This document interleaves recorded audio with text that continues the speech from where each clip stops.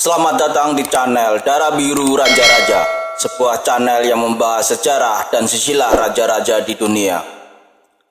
Pada video kali ini kita akan membahas tentang Ken Arok itu tokoh sejarah atau tokoh fiksi. Ken Arok adalah tokoh sentral dalam Serat Pararaton. Bahkan hampir separuh dari isi Serat Pararaton adalah kisah tentang Ken Arok. Hal ini dapat dipahami karena Ken Arok adalah tokoh yang mendirikan Kerajaan Tumapel, yang kemudian dikenal sebagai Kerajaan Singasari, yang salah satu keturunannya adalah Raden Wijaya, pendiri Kerajaan Majapahit. Ken Arok adalah pendiri dinasti Raja Sawangsa, sebuah keluarga bangsawan yang mendirikan dan memerintah Kerajaan Tumapel dan Majapahit, yang keturunannya mendirikan Kerajaan Demak, Pajang, Mataram Islam, Kasunanan Surakarta, Kesultanan Yogyakarta, Pura Mangkunegaran, dan Pura Paku Alaman. Kita bahas dulu nama-nama Ken Arok dan dari mana nama-nama itu berasal, sehingga kita bisa mendalaminya lebih lanjut. 1. Ken Arok atau Ken Angrok, nama Garbopati dalam Serat Pararaton dan Kidung Harsawijaya. Naskah Serat Pararaton tertua bertarikh 3 Agustus 1613 Masehi. 2. Raja Sabatara Sang Amurwabumi, nama Abhiseka dalam Serat Pararaton. 3. Batara Guru, nama dalam Serat Pararaton. Nama ini untuk menjawab Raja Dendang Gendis dari Kerajaan Daha yang mengaku hanya bisa dikalahkan oleh Batara Guru. 4. Girinata Putra, nama Garbopati dalam Serat Negara Kertagama. Naskah Serat Negara Kertagama tertua bertarikh bulan Aswina tahun Saka 1287 atau antara bulan September-Oktober tahun 1365 Masehi. Dalam Serat Negara Kertagama, Batara Guru Girinata adalah nama lain dari Batara Siwa. 5. Sri Rangga Rajasa, nama Abhiseka dalam Negara Kertagama. 6. Batara Siwa, nama dalam Prasasti Mula Malurung. Prasasti Mula Malurung bertarikh 1177 Saka atau 1255 Masehi. Cara penulisan Serat Pararaton dalam mengisahkan tentang asal-usul dan kehidupan awal dari Ken Arok yang mencampur adukan mitos dan kehidupan nyata membuat Profesor C.C. Bock meragukan kebenaran kisah Ken Arok. Dalam buku The Evolution der Javanske Geschichtschreibung yang diterbitkan tahun 1951, dalam buku ini Profesor Bock meragukan kebenaran peristiwa-peristiwa sejarah yang diuraikan dalam sejarah Jawa pada umumnya. Pendapat Profesor Bock ini dilanjutkan dalam tulisan-tulisan di bukunya yang lain, yaitu Herskom vom Anfangsi der Mitteljavanske Richtlingstheorie tahun 1953. Gedachtenwisseling over Javanske Geschichtschreibung, Javanese Historiography, a synopsis of its evolution tahun 1962. Hedrich van de Vijfvoudige Buddha tahun 1962 dan The Japanese Picture on the Past tahun 1965. Profesor Bock berpegang teguh bahwa pemersatu Janggala dan Panjalu ialah Raja Jayawisnuwardhana, seperti jelas dinyatakan pada Prasasti Mahasokbya yang ditulis 1289. Oleh karena itu, penundukan Kediri oleh Tumapel di bawah pimpinan Ken Arok pada tahun 1222 itu dongeng belaka. Konsekuensinya, uraian negara Kertagama dan Serat Pararaton tentang Raja Rajasa tidak dapat dipercaya.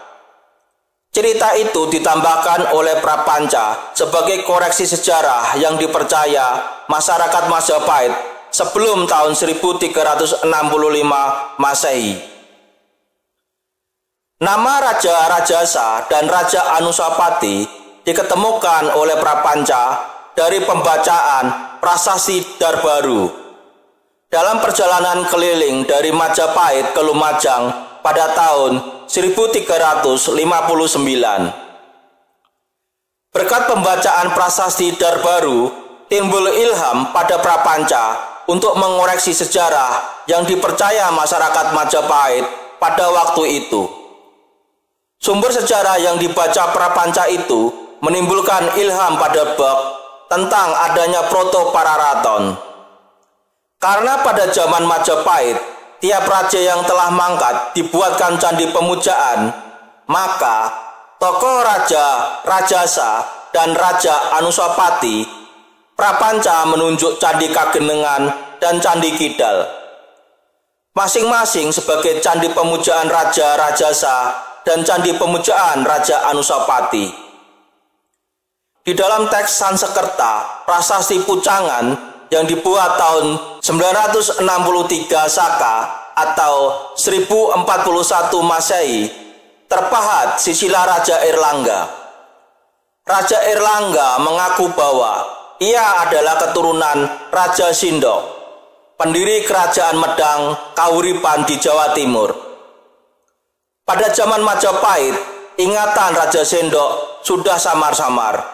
Kesempatan itu baik sekali untuk melancarkan cerita tentang Ken Arok. Dongengan tentang Sindok sebagai cikal bakal Kerajaan Jawa Timur dan sebagai nenek moyang Airlangga dijadikan model bagi silsilah Raja-Raja Singasari dan Majapahit. Raja Rajasa dianggap sebagai pendiri Kerajaan Tumapel, dijadikan nenek moyang Raja-Raja Singasari dan Majapahit. Pada hakikatnya, nama Endok, ibu Raja Rajasa, dan nama Arok, nama kecil Raja Rajasa, diturunkan dari nama Sindok. Kesimpulannya, Ken Arok alias Raja Rajasa tidak pernah ada karena ia hanyalah rekaan penggubah negara Kertagama dan penggubah Pararaton. Ketika Profesor Bek menulis karya-karya tadi, Prasasti Mahaksobya adalah satu-satunya prasasti yang menyebut penyatuan Janggala dan Panjalu oleh Raja Jayawisnuwardana. Atas dasar itu, dia menolak dongeng tentang Raja Rajasa, baik dalam negara Kertagama maupun dalam Pararaton, yang dikatakan menundukkan kerajaan Daha pada tahun 1222 Masehi.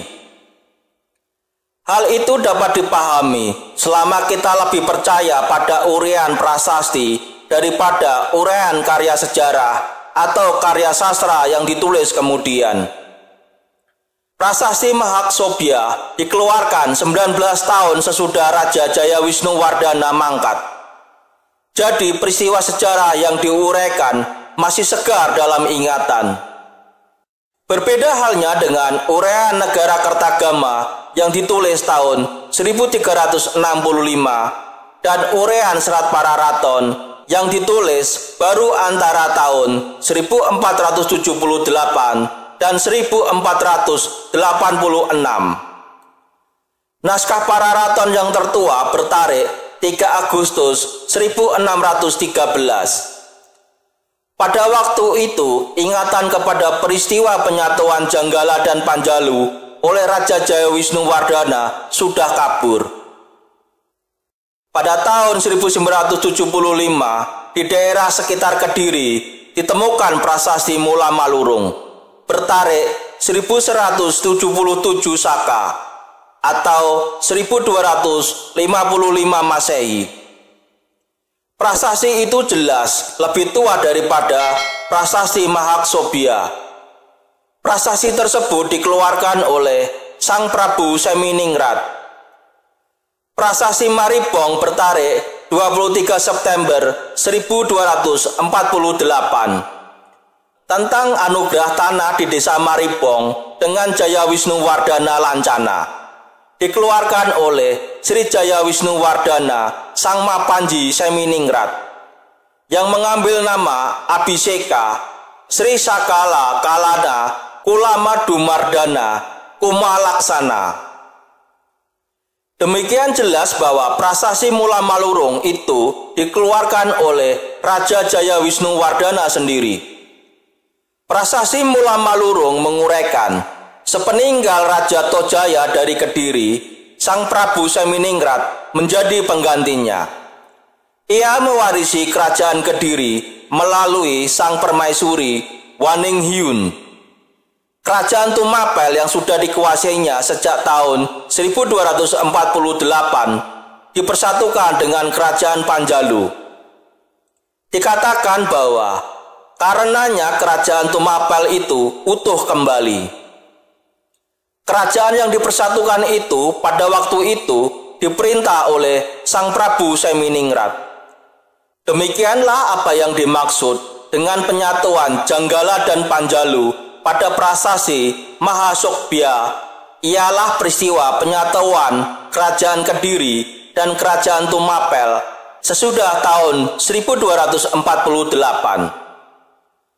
Menurut para raton, Raja Tojaya mangkat pada tahun 1250. Jelas kiranya sekarang bahwa peristiwa penyatuan Janggala dan Panjalu pada tahun 1250 seperti yang dimaksud pada prasasti Mahasukbya itu berbeda dengan penyatuan Janggala dan Panjalu pada tahun 1222 seperti diuraikan dalam Negara Kertagama dan para raton. Prasasti Mula Malurung 9a menguraikan bahwa Sang Prabu Seminingrat adalah cucu Batara Siwa yang mangkat di tahta Kencana, pendiri kerajaan yang sekarang diperintah oleh Sang Prabu, yakni Kerajaan Tumapel. Dari uraian itu jelas bahwa Sang Prabu Seminingrat bukan pendiri Kerajaan Tumapel. Yang mendirikan kerajaan adalah neneknya yang bergelar Batara Siwa alias Batara Guru. Menurut Kertagama, pendiri Kerajaan Tumapel ialah Raja Rajasa. Sedang menurut para raton, pendiri kerajaan Tumapel adalah Raja Rajasa Sang Amurwabumi.